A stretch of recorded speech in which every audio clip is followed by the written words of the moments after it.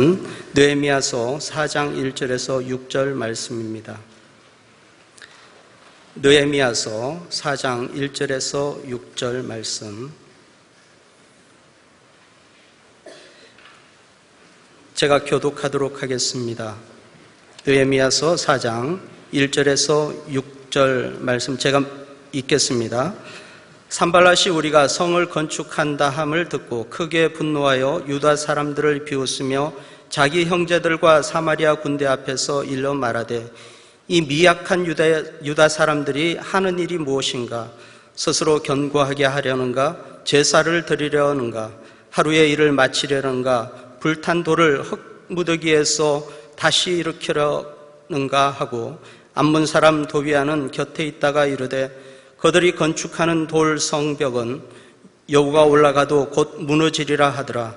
우리가 하나님이여 들으시옵소서. 우리가 업신여김을 당하나이다. 원하건대 그들이 욕하는 것을 자기들의 머리에 돌리사 노략거리가 되어 이방에 사로잡히게 하시고 주 앞에 그들의 악을 덮어두지 마시며 그들의 죄를 도말하지 마옵소서. 그들이 건축하는 자 앞에서 주를 노하시게 하였음이니이다 하고 이에 우리가 성을 건축하여 전부가 연결되고 높이가 절반에 이르렀으니 이는 백성이 마음들여 일을 하였음이니라. 아멘. 이 시간 담임 목사님 나오셔서 느헤미야의 리더십이라는 제목으로 말씀 전해 주시겠습니다. 오늘 6월의 마지막 주일 예배 오신 여러분들을 마음 다해 환영합니다. 이번 주에 7월이 시작이 되는데요. 우리 옆에 계신 분하고 7월에 주님이 마음의 소원을 이루어 주시기 바랍니다. 옆에 계신 분, 뒤에 계신 분께 인사하겠습니다.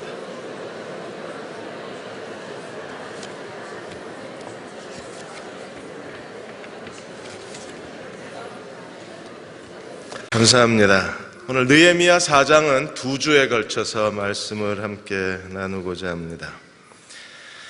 박근혜 대통령 리더십이 크게 타격을 입게 되셨습니다. 안대희 문창극 총리 후보가 국회 청문회도 하지 못한 채 후보 사퇴한 것도 헌정사상 초유의 일이고 또 세월호 참사로 인해서 사표를 낸 총리가 다시 60일 만에 재임용된 것도 헌정사상 처음 있는 일이라고 했습니다. 국무총리를 세우는 일 때문에 결국에 박근혜 대통령이 정치 안에서도 크게 반대에 부딪히게 되고 국민들에게 또다시 신뢰를 잃어버리는 결과를 우려하고 있어요. 한 나라의 대통령의 리더십이 약화되어지고 한 나라의 대통령의 리더십이 쇠약해지면 결국 그 전체의 영향력이 국가에 미칠 수밖에 없습니다. 리더십은 중요합니다. 왜냐하면 리더십이 살아나야 그래야 모든 국민과 그리고 모든 사람들이 하나가 되어서 국가가 가고자 하는 방향으로 온 힘이 결집되어져 갈 수 있는데 리더십이 무너지면 모든 게 다 무너지는 거예요. 삼성의 이건희 회장님이 다시 활동하기가 어려운 상황에 있습니다. 그러면 이건희 회장님 이후에 삼성이 어떻게 될 것인가에 대해서 경제계에 있는 분들의 고민이 큽니다. 지금까지 한국 경제에 상당한 영향력을 끼쳤던 삼성이 앞으로 어떻게 될 것인가가 한국 경제에도 큰 변수가 작용이 되고 또 그것이 한국 경제에 어려움을 가져올 수 있기 때문입니다. 그래서 기업체에도 영웅 리더십이 필요하다는 얘기가 나오는 거예요. 가정에도 부모의 리더십이 살아야 있어야 하고 또 각 단체나 기업에도 기업의 리더십이 살아 있어야 합니다. 교회에도 리더십이 살아 있어야 하고 국가 정치뿐 아니라 모든 사람이 머물고 어떤 목적을 향해서 달려가는 곳에는 리더십이 살아야 그 모임도 살지 리더십이 실종되어져 버리면 우리의 사회 전반의 붕괴 현상을 지켜볼 수밖에 없는 거예요. 느헤미야 3장에서 느헤미야 사람들과 더불어 예루살렘 성벽을 재건해내었습니다.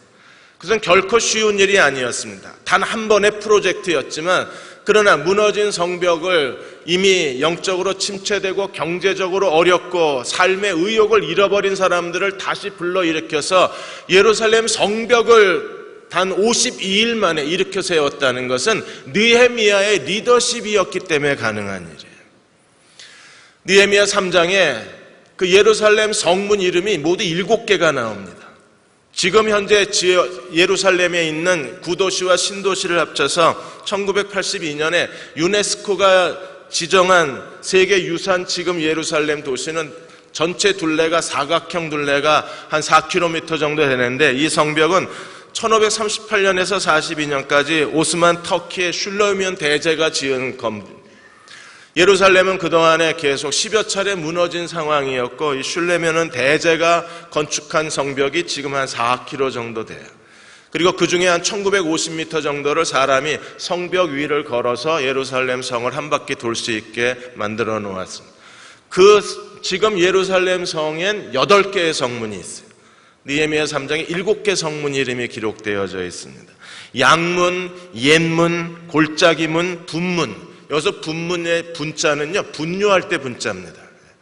거기는 쓰레기장이었어요. 온갖 오물이 모여지는 곳이었습니다.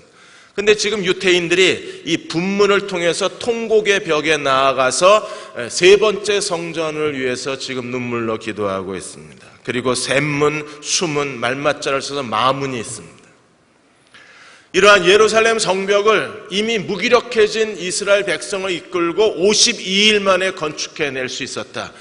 리더십이 있을 때 백성들이 자원하여 즐거움으로 헌신해 줌으로 가능한 거예요.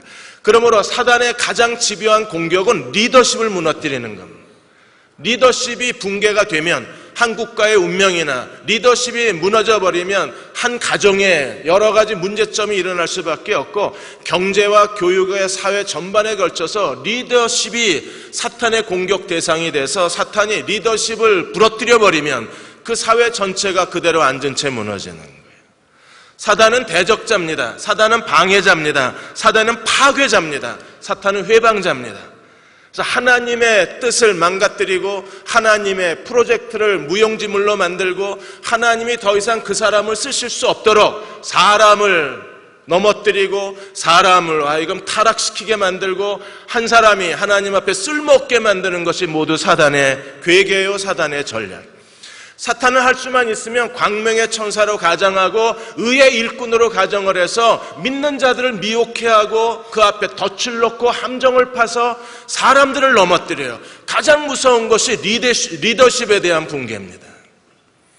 누가복음 22장 31절에 보시면 예수님이 12제자 가운데 가장 뛰어난 제자가 수제자가 베드로였었어요. 여지없이 사탄은요 12제자 가운데 베드로에게 청구서를 내밉니다. 왜요? 맨 앞에 가는 사람을 넘어뜨리면 나머지는 다 넘어지는 거예요. 그러므로 성경은 이렇게 말합니다. 예수께서 말씀하시기를 시몬아 시몬아 보라 사탄이 밀 까부르듯 하려고 너를 청구했다 그랬어요. 일단 사탄이 한번 청구서를 내밀면 대가를 치러야 합니다. 한번 청구서를 내밀면 그 사람의 삶은 무너지는 거예요. 결국에 베드로는 어떤 죄를 짓고 말았습니까? 예수님을 모른다고 3번씩 부인하고 저주할 수밖에 없었어요. 다시 살아남을 수 있었던 것은요, 예수님이 베드로의 믿음이 떨어지지 않기를 위해서 중보기도 했기 때문입니다. 바울이 데살로니가에 가서 복음을 전하고 교회를 개척했습니다. 그러나 3주 만에 사단의 세력이 덮쳤어요. 유대의 거짓 교사들이 바울을 죽이려고 하고 바울의 사역을 회방하고 바울로 하여금 사람들로 하여금 공격하게 만들어서 결국에 바울은 3주 만에 데살로니가 교회를 떠나야 했었습니다. 그리고 다시 돌아와서 데살로니가 교회를 세우려고 했지만 그때마다 사탄이 막았어요. 바울이 이렇게 증언합니다. 데살로니가서 2장 18절에 그러므로 나 바울은 한 번, 2번 너희에게 가고자 하였으나 사탄이 우리를 막았도다. 갈 수가 없었습니다. 그럼 이제 갓 태어난 데살로니가 교회는요, 그대로 사망의 위험에 노출되어져 있는 거예요. 하나님의 능력이 이 데살로니가 교회를 붙잡지 않았더라면 이 데살로니가 교회는 태어나자마자 사라졌을지도 모릅니다. 그러나 하나님이 이 교회를 붙드셨고 하나님이 이 교회를 성장시키셔서 아가야 지방에 믿는 자의 본이 되는 교회로 세워놓으실 수 있었어요. 리더십이 공격당하고 있습니다. 여러분, 대한민국 정치가 이렇게 가다간 어떤 일이 벌어지겠습니까? 지금 교회에도 리더십의 붕괴 현상이 일어나고 있습니다. 대형 교회마다 온갖 비리와 도덕적 결함과 온갖 교회의 모순으로 말미암아 리더십에 대한 존경심이 사라져버리고 이제는 우리는 더 이상 리더를 쳐다보지 않게 되었어요. 학교에서 선생님들의 권위가 이미 다 땅에 떨어져 버렸고 가정에서 더 이상 부모가 자녀들에게 공경받지 못하고 있습니다. 리더십 실종 사태입니다. 이러한 거대한 리더십 붕괴 현상이 가져올 미래는 참담한 거예요. 우리는 이 혼란 속에서 우리가 어떻게 해야 할지, 어떻게 이걸 극복해야 할지 당황스럽기만 한 겁니다. 결국 사탄은요, 단 한 번의 리더십을 붕괴시킴으로 인해서 우리 모두가 다 방향을 잃어버리게 만드는 겁니다. 비즈니스 위크가 최근에 어텐션 경제라는 말을 했습니다. 어텐션이 뭔가요? 주목하는 겁니다. 학교에서 아이들이 떠들면 선생님이 주목 외칩니다. 저도 꽤 운동을 했기 때문에 운동하다가 선배들이 후배들 마음에 안 들면 다 모아놓고 주목하는 순간에 모든 걸 멈추고 모여들어야 돼요. 그리고 벌을 받아야 됩니다. 지금 경제계에도 어텐션, 주목이 필요하다는 겁니다. 왜냐하면 지금 직장에서 근무하는 사람들이 3분마다 딴짓을 한답니다. 3분마다 카톡을 하거나 3분마다 인터넷 서핑을 하거나 3분마다 애인한테 전화를 하거나 3분마다 업무에 관계없는 일을 해내기 때문에 그래서 업무의 집중도가 떨어진다는 거예요. 얼마나 하루의 근무 시간에 비해서 얼마의 시간이 이렇게 딴짓에 허비되는가 보았더니 30%가 없어진다고 그랬습니다. 근무의 효율성을 위해서, 근무의 능력을 위해서, 그리고 경쟁력을 갖추기 위해서는 지금 근무하고 있는 노동자들의 어텐션이 필요하다는 거예요. 사탄은 우리로 하여금 하나님 앞에 하나님께 주목하지 못하게 만들어요. 우리가 하나님의 나라와 그 의를 구하고 하나님의 뜻을 행하고 하나님이 우리에게 주신 비전을 성취하는 데 있어서 이 땅에서 하나님이 우리에게 주시는 하나님의 과업을 행하는 데 있어서 우리에게 하라고 주신 하나님의 프로젝트를 진행하는 데 있어서 우리로 하여금 하나님께 주목하지 못하게 만듭니다. 가장 무서운 현상이 무엇인가요? 비난을 통해서 지도자들을 공격하면 결국에 그 상처와 그 아픔과 그 혼란이 공동체 전체를 덮친다는 거예요. 한국 정치도 지금 너무 마음 아프지 않습니까? 지금 세월호 참사 이후에 한국 경제가 지금 멈춰서 있는 상황 가운데서 어떻게 해서든지 지금 여야가 함께 힘을 합쳐서 대통령의 리더십을 세워주고 일단은 세워주고 살 길을 찾고 경제 활력을 찾은 다음에 그 다음에 자기들의 어떤 정치의 견해에 따라서 다투든 싸우든 그 다음에 해야 될 일이 아닌가요? 이런 식으로 리더십의 붕괴가 일어나고 비난의 현상이 일어나기 시작하면 그 나라와 그 사회와 그리고 그 리더십은 오래 갈 수가 없는 거예요. 지금 사탄이 가장 무섭게 지금 마지막 시대에서 사탄이 역사하고 있는 그 현상이 바로 비난입니다. 딕 이스터먼이 말하기를 기도는 하나님의 사람에게 가장 중요한 언어라고 그랬어요. 우리는 기도를 통해서 하나님께 필요한 것을 얻고 기도를 통해서 기도의 언어를 통해서 하나님과 교제를 나눕니다. 그럼 하나님께 가장 중요한 언어가 기도라면 사탄에게 가장 중요한 무기, 공격 무기의 언어는 비난이라고 합니다.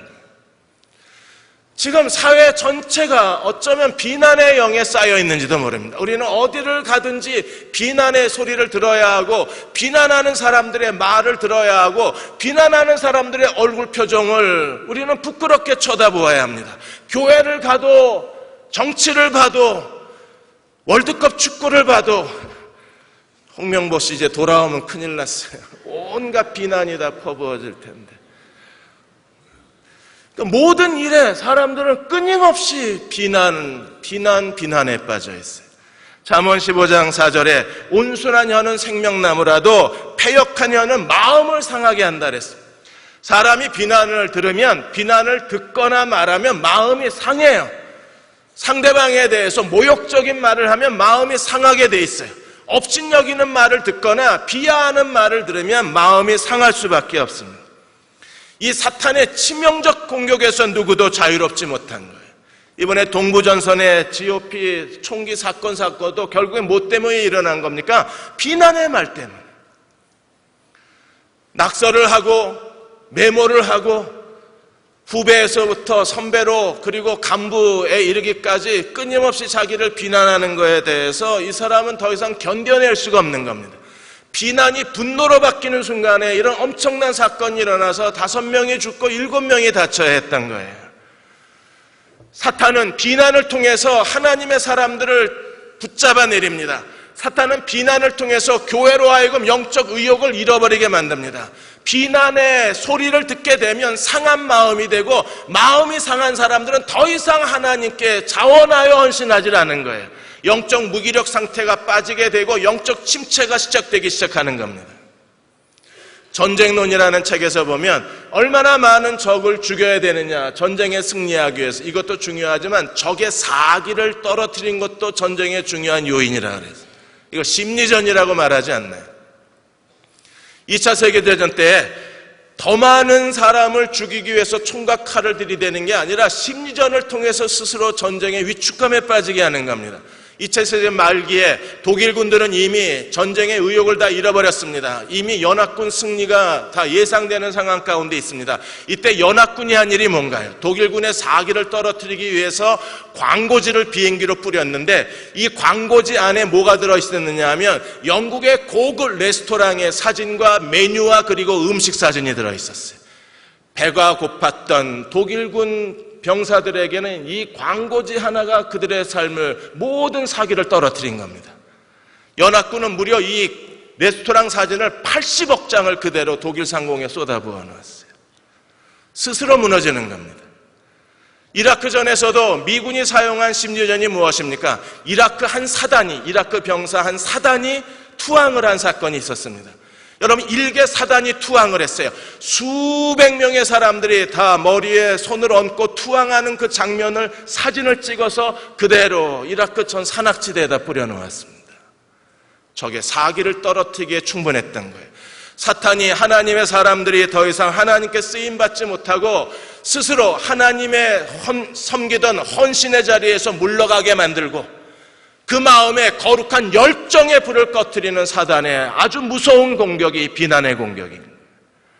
마태복음 5장 23절 24절에서 예수님이 이렇게 우리에게 말씀하셨습니다. 그러므로 예물을 제단에 드리려다가 거기서 내 형제에게 원망 들을 만한 일이 생각나거든. 원망 들을 만한 일, 불쾌한 감정입니다. 원망 들을 만한 일, 불편한 관계입니다. 원망 들을 만한 일, 상대방에 대한 비난입니다. 원망 들을 만한 일, 그야말로 원망입니다. 생각나면 어떻게 하라고요? 무시하고 예물을 드려야 한다고 그랬습니까? 아니요. 주님은 예물을 제단에 드리다가 예물을 제단 앞에 두고 먼저 가서 형제와 화해하고 그 후에 와서 예물 드려라. 왜? 드려야 소용없다는 거예요. 사랑과 불편한 감정을 가지고 하나님 앞에 예배를 드리고 예물을 드려야, 기도를 해야 하나님이 받으실 수 없다는 겁니다. 그만큼 비난은 무섭습니다. 일단 비난의 영성이 사람을 뒤흔들고, 그리고 사람들이 서로를 향해서 비난하기 시작하고, 그런 국가의 장래도 없고 한국 정치의 미래도 없는 거고 한국의 경제와 한국 교회의 미래도 없어지는 거예요. 이걸 해결하지 않고 우리는 하나님께 예물을 드릴 수 없다고 말하는 겁니다. 느헤미야가 유다 땅에 도착하자마자 산발랏, 도비야, 겟셈이 그들이 느헤미야에 대해서 공격하기를 시작했는데 그들의 가장 무서운 공격 무기가 뭐였어요? 비난입니다. 2장 19절, 그들이 느헤미야가 예루살렘에 도착하자마자 함께 등장하면서 등장과 동시에 그들이 보여준 모습이 무엇인가 하면 비웃음과 업신여김이었어요. 2장 19절에 호론 사람 산발락과 종이었던 암몬 사람 도비야와 아라비아 사람 겟셈이 이 말을 듣고 우리를 업신여기고 우리를 비웃어 이르되 너희가 하는 일이 무엇이냐? 너희가 왕을 배반하고자 하느냐? 업신여기고 비웃어 이르되. 첫 대면입니다. 만나자마자 산발랏, 도비야, 겟셈이 느헤미야를 앞에서 퍼부어댄 게 뭐냐 하면 업신여기는 말, 조롱의 말이었어요. 협박과 조롱의 말을 쏟아놓았습니다. 여러분, 산발랏, 도비아, 겟셈 그 사람들 앞에서 그대로 업신여김을 당하고 조롱의 말을 들어야 하는 느헤미야, 그 느헤미야를 쳐다보는 사람들의 마음이 어땠을까요? 그래도 느헤미야를 여전히 존경하고 따르고 싶었을까요? 순식간에 오자마자 느헤미야는요, 이들의 업신여김과 조롱의 말로 말미암아 사람들에게 휘청할 수도 있어요. 사람들에게 더 이상 리더십을 드러내지 못했을 수도 있는 거예요. 비난은 사람을 지배하고 사람이 비난의 말을 듣게 되면 더 이상 그 비난에서 벗어나기가 어려운 겁니다. 산발랏, 도비아, 겟셈은 이걸 너무나 잘 알고 있기 때문에 느헤미야의 첫 대면서부터 비웃고 업신여기고 조롱의 말을 퍼부어댄 거예요. 그러나 느헤미야는 그 리더십으로 이것을 벗어나기 시작한 겁니다. 한국의 신학자 중에 한 분이 문동환 박사님이 계십니다. 이분이 어렸을 때 동네를 지나가는데 골목에 앉아있던 동네 아줌마들이 이 문동환 박사를 쳐다보면서 쟤네 집은 괜찮은데 왜 쟤는 왜 저렇게 생겼대? 이렇게 큰 소리로 얘기를 하는 거예요. 목사님이 이 얘기를 들었습니다.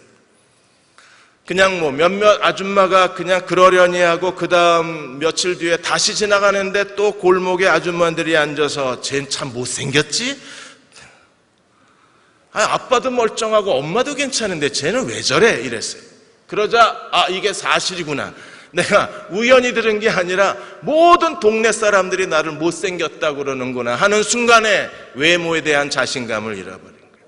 그리고 어떤 때 가만히 있으면 아줌마들의 그 얘기가 들린대요. 쟤는 왜 이렇게 못생겼어?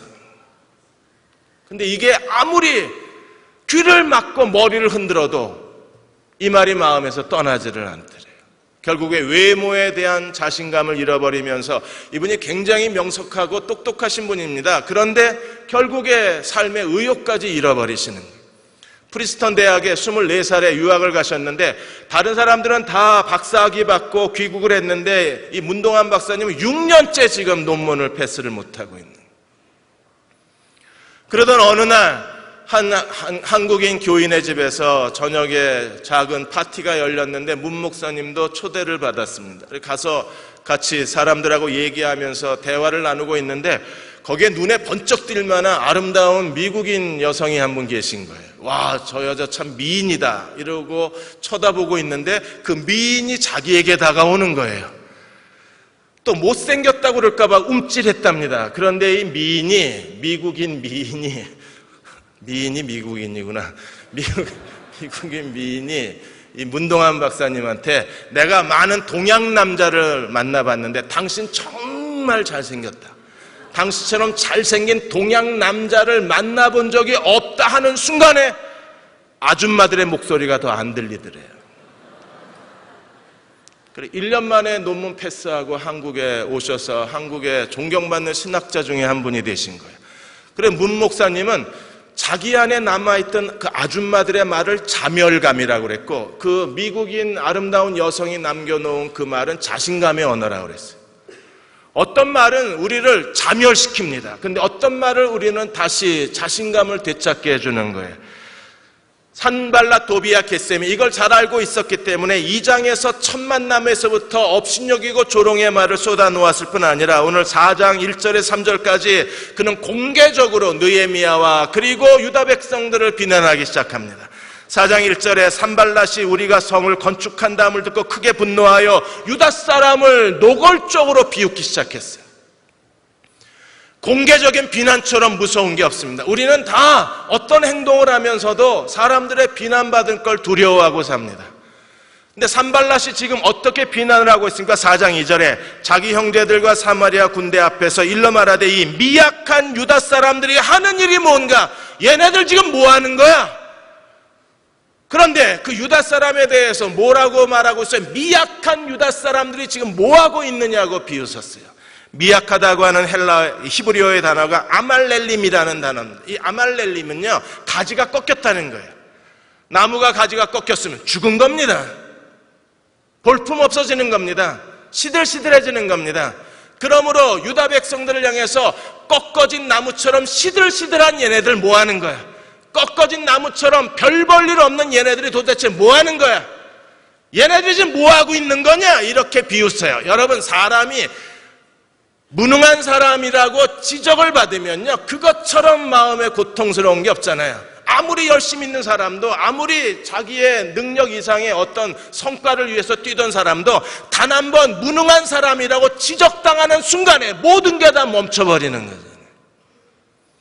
노골적으로 이 무능한 인간들이 뭐하고 있느냐고 산발랏이 소리를 질렀습니다. 그리고 말하기를, 스스로 경고해야겠느냐? 스스로 빈손인 너희가, 가진 것 없는 너희가, 배우지도 못한 네가, 못생긴 네가, 도대체 너희가 지금 돈이나 있냐? 이 성벽을 재건할 만한 중장비나 있냐? 이 성벽을 재건할 만한 능력이 너희에게 있냐? 도대체 아무것도 할 줄 모르는 너희가 예루살렘 성벽을 재건하겠다고 여기서 뭐 하는 거냐는 거예요. 그리고 말하기를, 제사를 드리려는가? 여러분, 이게 아주 충격적인 말입니다. 제사 드리려고 예루살렘 성벽을 재건하는 목적이 어디 있어요? 하나님의 성전이 성벽을 재건해야, 그래야 예루살렘, 하나님의 거룩한 도성이 되는 거잖아요. 그럼 예루살렘이 다시 재건되면 그들의 기대가 무엇입니까? 하나님 앞에 다시 예배가 살아나고 제물이 드려지고 여호와의 절기가 살아나서 다시 예루살렘이 여호와의 도시가 되기를 꿈꾸는 거 아니에요? 그러나 그들이요, 정면으로 대고 얼굴에 침을 뱉습니다. 제사 드리려고? 그 말은요, 너희는 이미 하나님께 버림받은 민족이다. 70년 동안 바벨론 포로 생활하지 않았냐? 하나님이 너희를 떠나셨는데 이제 와서 지저분하게 예루살렘 성벽 재건한다고 여호와가 너희의 제사를 받아줄 것 같으냐? 너희는 이미 버림받은 민족이고 너희가 성벽을 재건해도 하나님은 여전히 너희와 아무 상관이 없다는 거예요. 주저앉고 싶었을 것 같아요. 그 말을 듣는 순간에 느헤미야도 유다 백성들도 그냥 털썩 주저앉고 싶지 않았을까. 비난은 무섭습니다. 왜냐하면 우리 안에 숨겨놓은 열등감을 불러일으켜요. 비난은 우리로 하여금 자기가 얼마나 무능한 사람인가를 다시 한번 확인시켜주는 거예요. 사람의 비난은 아무 생각 없이 내뱉은 이 만들어진 거짓된 비난의 말이라고 할지라도 우리 안에 미래에 대한 불안과 자신에 대한 염려와 그리고 내가 아무 쓸모없는 사람이라는 걸 증폭시켜주기 때문에 순식간에 비난의 말이 우리 귀에 들어오는 순간에 어느 사이에 우리의 영혼과 온 육체가 비난으로 가득 차요. 열등감으로 우리의 몸이 차오르는 걸 느낄 수밖에 없는 거예요. 지금 산발랏은 이 거짓된 비난을 통해서 어떻게 해서든지 예루살렘 성벽 재건되는 걸 중단시키려고 하는 겁니다. 그리고 하루의 일을 마치려 하는가? 불탄 돌을 흙무더기에서 다시 일으키려는가? 야, 하나님의 성벽을 쌓으려면 돈 좀 써라. 좋은 돌 많은데 너희들 돈 갖다 뭐 하려고? 그렇게 불탄 땅속에 진흙더미에 파묻힌 돌을, 그리고 불에 시꺼멓게 그을린 시커먼 숯덩이를, 그런 돌을 다시 쌓는다고 이게 예루살렘 성벽 재건이냐? 좋은 돌 좀 갖다 쌓지 왜 불탄 돌을 다시 쌓고 있냐? 그런 식으로 빈정대고 비웃었을 때 그들은 아마도 주저앉고 싶지 않았을까. 우리가 살아가는 동안에 우리 주변에 부모가 자녀들에게 무심코 내뱉은 말이 그대로 지금 자녀들에게 남아있는 거예요. 남편과 아내가 아무 생각 없이 서로에 대해서 빈정거리고 내뱉은 비난의 말이 한 남자의 삶을 정지시켜버리고 한 여자를 불행 가운데 몰아넣을 수도 있다는 걸 알아야 돼요. 더군다나 하나님을 예배하고 섬기는 그리스도인들은 더 우리는 비난의 말을 조심해야 합니다. 물론 비판과 비난은 다릅니다. 그러나 비난의 말을 우리가 부주의하게 내뱉었을 때 그 뒤에 돌아오는 일들을 우리는 두려워해야 되는 거예요. 4장 3절에 도비아는 더 공격적으로 이스라엘 백성들을 업신여깁니다. 4장 3절에 암몬 사람 도비아는 곁에 있다가 이르되 그들이 건축하는 돌 성벽은 여우가 올라가도 무너진대요.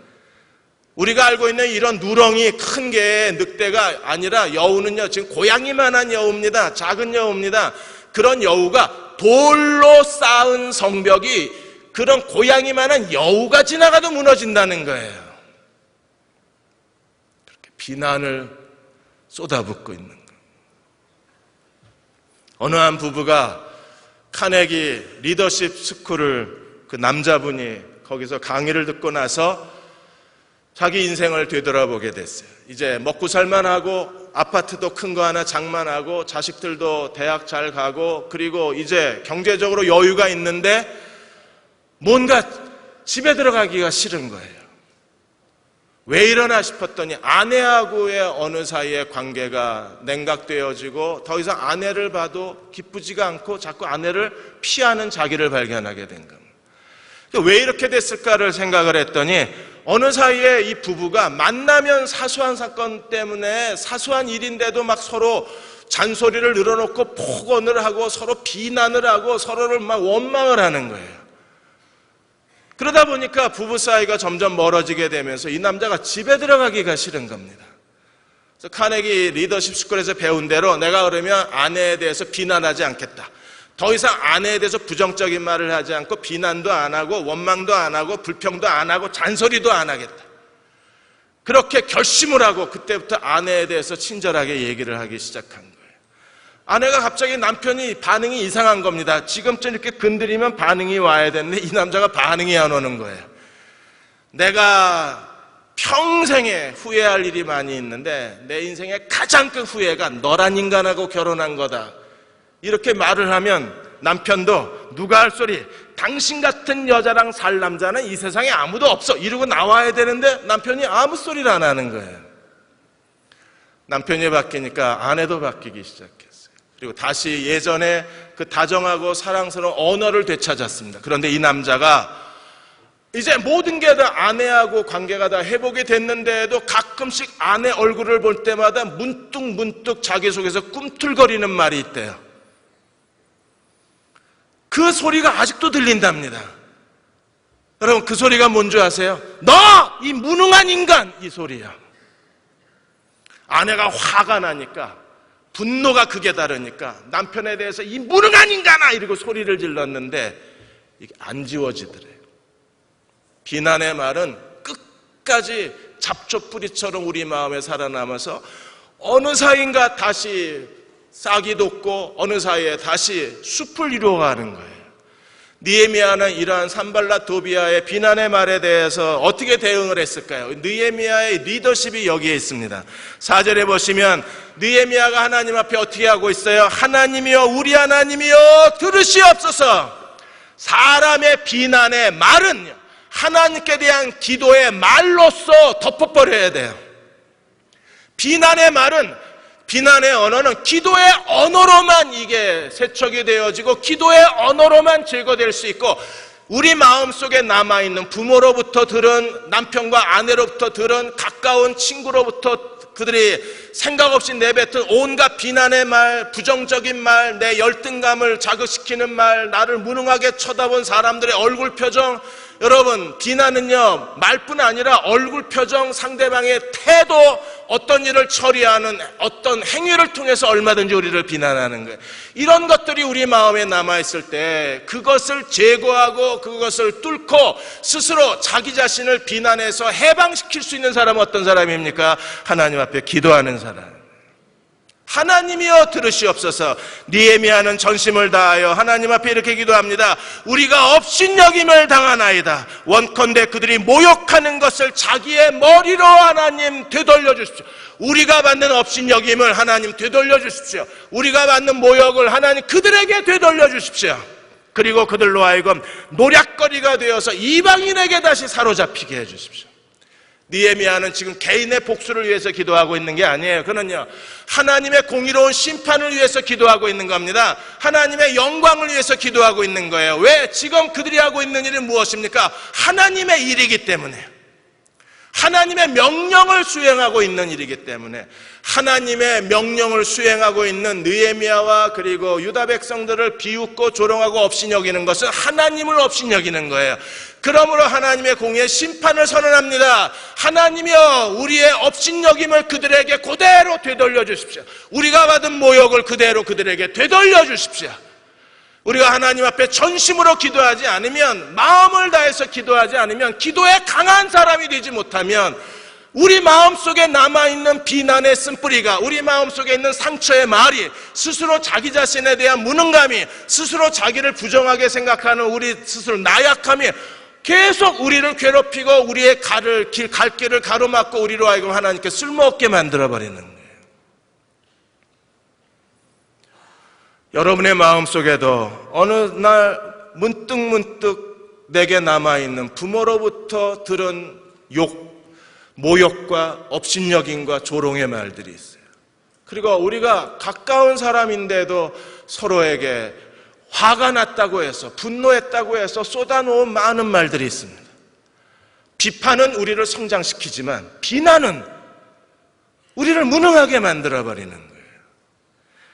독일의 재상 비스마르크가 있습니다. 이분이 독일의 재상까지 올라갈 수 있었던 것은 어머니 때문이래요. 우리가 어느 집에서나 흔히 볼 수 있는 그런 말썽꾸러기입니다. 대학 다니기 싫어하는 걸 겨우겨우 설득해서 대학을 졸업시켜 놓고 어머니가 집안의 연줄, 인맥을 통해서 지방법원의 직원으로 취직을 시켜 놓았는데 취직하자마자 쫓겨났습니다. 여러분, 웬만한 어머니 같으면요, 도대체 너 어떻게 하려고 그러냐? 언제까지 네 인생 그렇게 살 거냐? 도대체 내가 언제까지 너의 뒤를 봐줘야 되냐? 정신 좀 차리라고 소리를 질렀을 텐데 어머니는 아무 소리를 안 질러요. 결코 아들을 비난하지 않습니다. 그리고 말하기를 분명히 하나님이 내게 주신 뭔가가 있을 거다. 네가 무엇을 잘할 수 있는지 찾아보자. 그리고 또 취직을 시켰습니다. 이번에는 쫓겨난 게 아니라 지가 사표 쓰고 나왔습니다.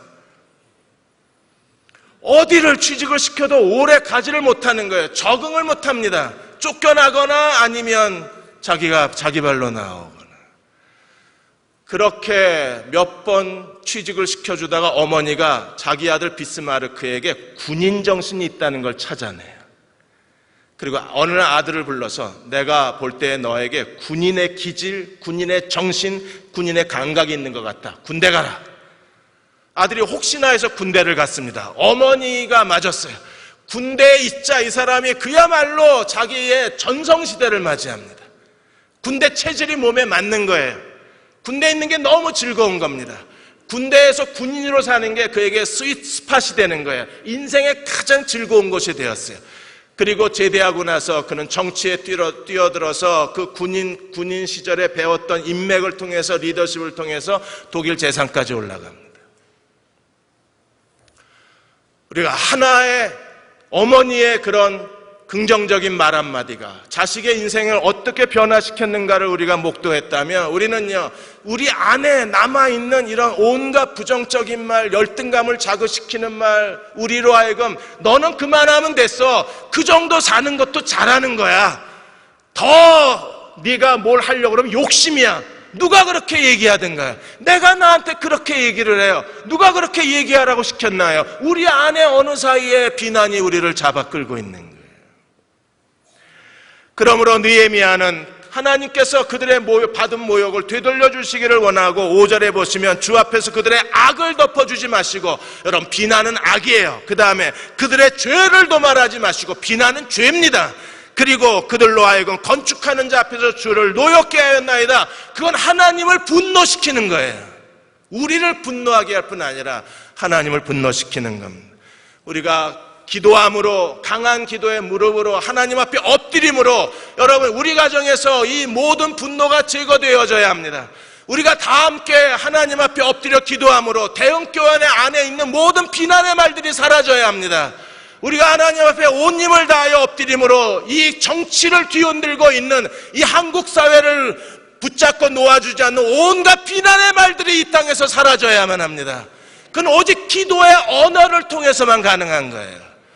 우리가 이렇게 전심을 다하여 기도할 때 어떤 일이 벌어집니까? 6절에 보시면 우리가 성을 건축하여 전부가 연결되고 막힘이 없었습니다. 더 이상 방해거리가 되지 못했습니다. 산발랏, 도비아, 게셈이 계속 저주의 말을 퍼부어댔지만 그걸 기도로 극복하고 저주에서 해방되고 그것을 발로 걷어차 버리고 느헤미야와 유다 백성들은 계속 하나님의 성벽을 재건해서 전부가 연결이 됐대요. 이제 무너진 데는 없습니다. 그리고 이 연결된 성이 높이가 절반까지 벌써 차올랐답니다. 하나님이 역사하고 계셨고 하나님이 일하고 계셨습니다. 우리가 기도함으로 우리를 붙잡고 놓아주지 않는 모든 열등감으로부터, 사람들의 비난의 말로부터 우리가 자유로워져서 하나님이 여러분의 인생에 무너진 곳이 하나도 없도록 여러분의 인생에 예루살렘 성벽을 다 연결시켜 준 것처럼 전부가 다 연결되듯이 여러분의 인생에 무너진 곳이 없이 다 전부가 연결되시기를 축원합니다. 그리고 그 높이가 절반에 이르러야 돼요. 그렇게 쓰임받아야 합니다. 그러한 저와 여러분이 되도록 여러분이 부모로서의 리더십을 가져주십시오. 대흥교회 안에 담임 목사의 리더십이 중요한 게 아니라 담임 목사와 함께 일할 수 있는 교회의 리더십이 중요한 거예요. 우리는 지금 교회의 리더십이 살아나기를 위해서 기도하고 있습니다. 이 민족과 나라를 위해서 기도해 주십시오. 정치하시는 분들이 국민으로부터의 신뢰의 리더십을 받아야 나라를 제대로 이끌어갈 수 있는 거예요. 그래야 이 민족이 지금의 세계 경제의 침체와 위기 가운데 대한민국은 또 한 번의 한강의 기적을 일으켜내지 않을까요? 이 일을 위해서 함께 기도하는 저와 여러분이 되시기를 주의 이름으로 축원합니다. 하나님이 얼마나 우리를 사랑하고 계신지 다시 우리 마음을 어루만져 주셔서 그 사랑을 회복하게 하여 주옵소서. 리더십을 갖기 원합니다. 내가 내 자신에 대해서 느헤미야의 리더십을 가진 자가 되게 하여 주옵소서. 자녀들에 대하여 부모가 리더십을 가진 자로 하나님 앞에 서서 무너진 예루살렘 성벽을 무너질 때마다 다시 재건하여 전부가 다 연결되고 높이가 절반에 이르는 주의 역사를 나타내게 하여 주옵소서. 이 나라와 정치와 그리고 정치 리더를 위해서 기도합니다. 무너진 리더십을 다시 회복시켜 주시고 나라가 정상적으로 걸어갈 수 있도록 긍휼하심을 베풀어 주옵소서. 이 일을 위하여 무릎 꿇고 기도하기 원합니다. 기도하는 교회가 되게 해주셔서 모든 사람의 비난으로부터 자유롭게 하여 주시고 하나님께 능력 있게 쓰임받는 저희 모두가 되게 도와 주옵소서. 지금은 우리를 죄에서 구원하신 우리 주 예수 그리스도의 은혜와 하나님 아버지의 무한하신 사랑하심과 성령의 인도하심이 오늘 함께 예배드리고 돌아가는 모든 교우와 가정과 자녀들 그리고 기도하는 모든 일들과 이 땅의 교회와 이 민족 그리고 아직도 실종자를 기다리고 있는 세월호 가족들 위해 지금부터 영원히 함께 하시기를 간절히 축원하옵나이다. 아멘.